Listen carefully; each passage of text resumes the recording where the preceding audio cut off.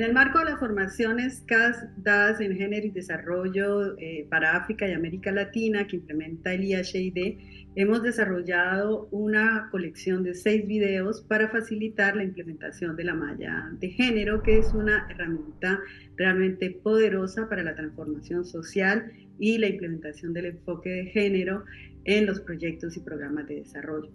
Les invitamos a descubrirlo.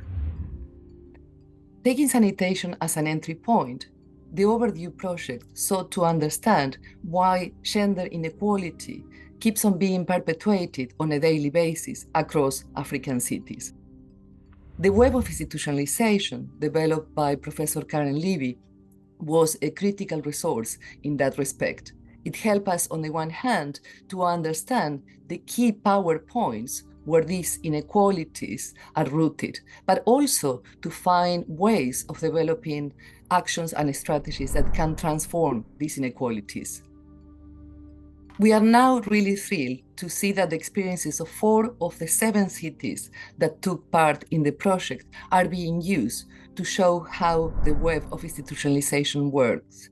This is how it works in terms of diagnosis, but also as a critical feminist tool for action and research.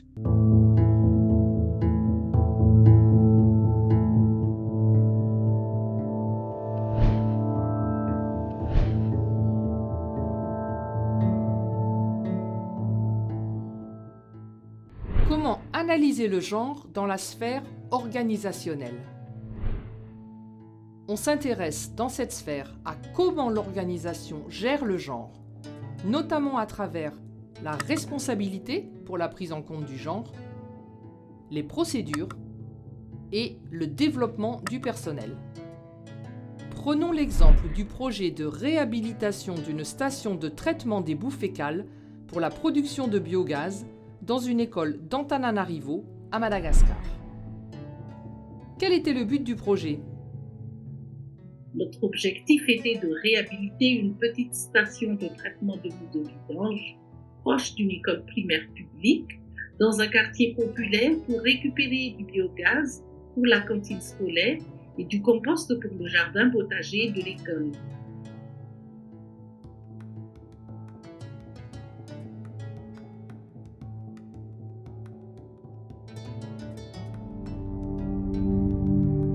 Pour situer la responsabilité pour la prise en compte du genre, on identifie qui sont et où sont placés les responsables ou points focaux genre.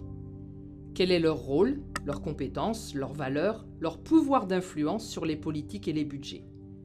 Et enfin, quels sont leurs budgets, procédures et outils pour travailler.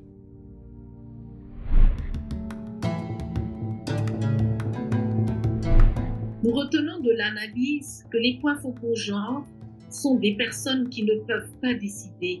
Leurs connaissances et leur savoir en termes de genre sont insuffisants. Ils n'ont pas de mission définie à leur poste. Leur responsabilité pour le genre est secondaire.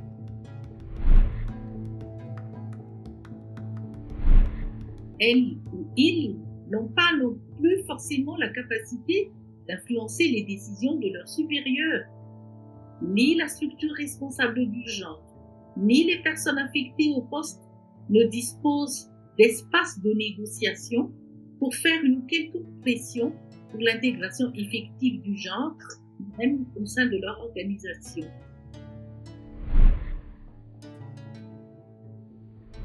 Ils n'ont pas de budget propre, ni de feuille de route pour mieux faire en termes de genre.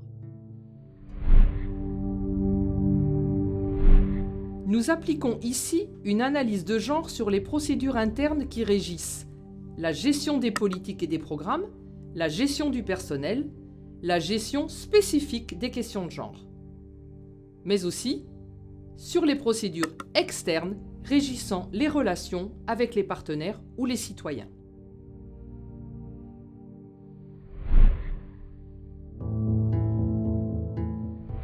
On a essayé de repérer d'abord les principales procédures internes à l'organisation pour le développement, mais aussi la mise en œuvre, le suivi et l'évaluation des plans d'assainissement. Exemple, les indicateurs, les cahiers de charges des agents techniques, etc. Nous avons identifié des procédures qui représentaient des formes de résistance ou des freins par rapport aux changements nécessaires à la promotion de l'égalité de genre.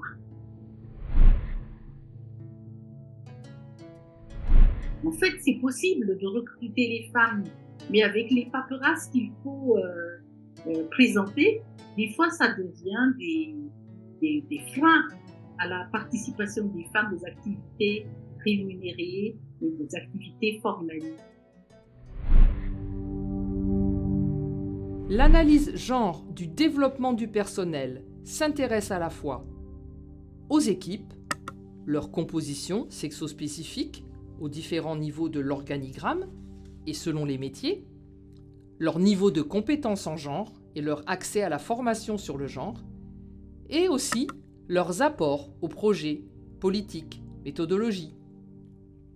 On s'intéresse aussi à l'égalité professionnelle entre les femmes et les hommes, égalité des salaires, égalité des chances et mobilité professionnelle, mixité dans les postes et les tâches, articulation des temps de vie et bien sûr, lutte contre les discriminations et les violences sexuelles et sexistes au travail.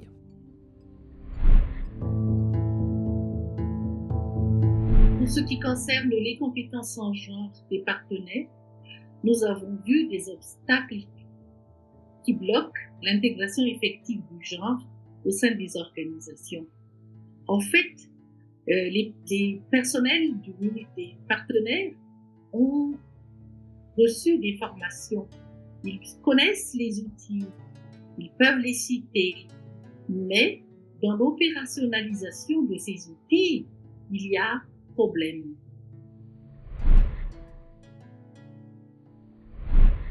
Désagréger les données, c'est d'accord, mais après la désagrégation, qu'est-ce qu'on fait des résultats? C'est là les questions de compétences qui ont été observées.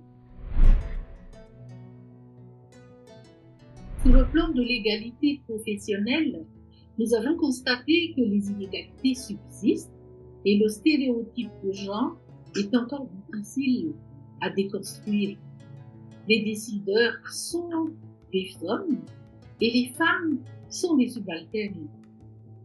On a vu des efforts en faveur de l'égalité des chances, par exemple pour faciliter l'accès des femmes aux formations.